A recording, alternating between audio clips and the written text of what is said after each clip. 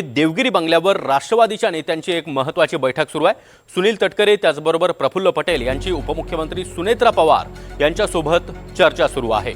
महिला आघाडीच्या अध्यक्षपदाबाबत ही चर्चा सुरू असल्याचं कळतंय। रुपाली चाकणकरांचं पद त्यामुळे धोक्यात आलंय का अशी ही चर्चा आता सुरू झालेली आहे। रुपाली चाकणकरांचं पद काढून घेतलं जाण्याची शक्यता व्यक्त केली जाते आहे।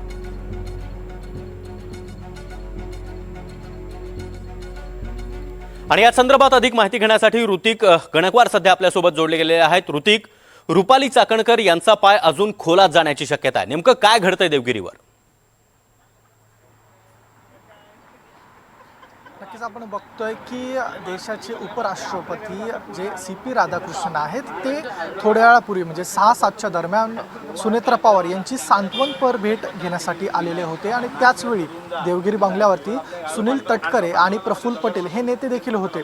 सांत्वनपर भेट घेऊन CP राधाकृष्णन हे गेलेले आहेत। मात्र त्यानंतर ती या ठिकाणी एक बैठक सुरू आहे। ती बैठक सुरू आहे ती रुपाली चाकणकर यांच्या संदर्भातली, कारण की रुपाली चाकणकर यांचे थेट संबंध जे आहेत ते नाशिकच्या बोंधूबाबासोबत आलेले होते, त्यामुळे त्यांना त्यांचा महिला आयोगाचं जे पद आहे त्याचा देखील राजीनामा द्यावा लागलेला होता। आणि आपण बघतोय की आता त्यांच्याकडं महिला प्रदेशाध्यक्ष हे महत्त्वपूर्ण पद आहे आणि त्याचमुळं आपण बघतोय की त्यांच्या पक्षांतर्गत असेल किंवा विरोधकांकडून ते पद काढून घ्यावं या पद्धतीची मागणी जी आहे ती वाढू लागलेली आहे। त्यांचा विरोध जो आहे तो वाढू लागलेला आहे। तर त्याचमुळं आता रुपाली चाकणकर यांच्याकडे ते पद असावं का या संदर्भातली जी खलबतं आहे ती आता पक्षाच्या राष्ट्रीय अध्यक्ष सुनेत्रा पवार, प्रफुल्ल पटेल आणि सुनील तटकरे यांच्यामध्ये सुरू असल्याचं पाहायला मिळतंय। नेमकं आपण बघतो की राष्ट्रवादीच्या नेत्यांवरती बॅक टू बॅक अनेक आरोप लागत आहेत। त्यामध्येच आता पुन्हा एकदा रुपाली चाकणकर यांचं नाव आलेलं आहे। आता त्यांचा आपण बघतो की महिला आयोगाच्या अध्यक्षपदाचा राजीनामा तर घेतलेला आहे, मात्र आता त्यांच्याकडं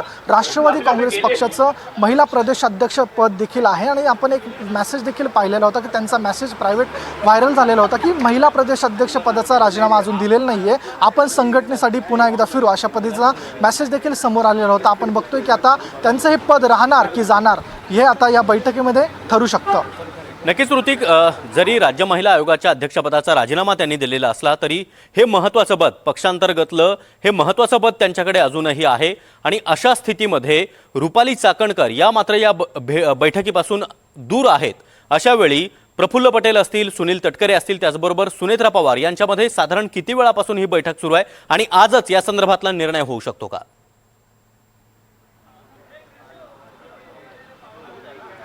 नक्कीच आपण बघतोय की जवळपास 1 तास झालेला आहे। तिघांमध्ये खलबतं सुरू आहे। उपराष्ट्रपतींनी या ठिकाणी सांत्वनपर भेट घेतली आणि त्यानंतर ते निघाल्यानंतर जवळपास आपण बघतोय की 45 मिनिट ते 1 तासांपासून ही खलबतं सुरू आहे। आणि या बैठकीमध्ये ही त्यांच्याकडे महिला अध्यक्षांकडे ज्या प्रदेशाध्यक्ष आहेत त्यांच्याकडे हे पद राहणार का अशा पद्धतीची चर्चा जी आहे ती सुरू आहे। आणि ज्यावेळेस ही बैठक पार पडेल सुनील तटकरे हे माध्यमांशी संवाद साधण्याची देखील शक्यता आहे। याच वेळी स्पष्ट होईल का त्यांच्याकडे हे पद असणार की नसणार। नक्कीच ऋतिक, त्यामुळे या बैठकीकडे आपलं लक्ष असेलच। वेळोवेळी ताजे अपडेट्स आम्ही तुमच्याकडून घेत राहू। धन्यवाद दिलेल्या या सविस्तर माहितीसाठी।